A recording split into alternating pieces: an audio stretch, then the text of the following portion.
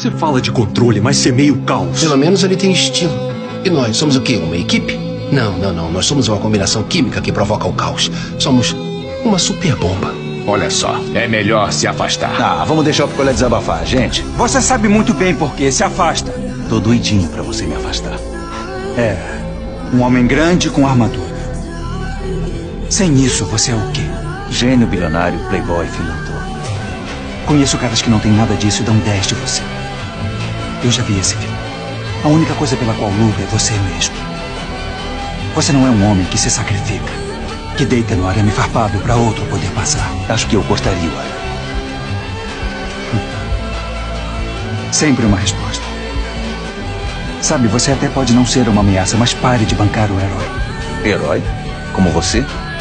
Nasceu de um laboratório de experiências, Rogers. O que você tem de especial saiu de um mero frasco. Põe arma.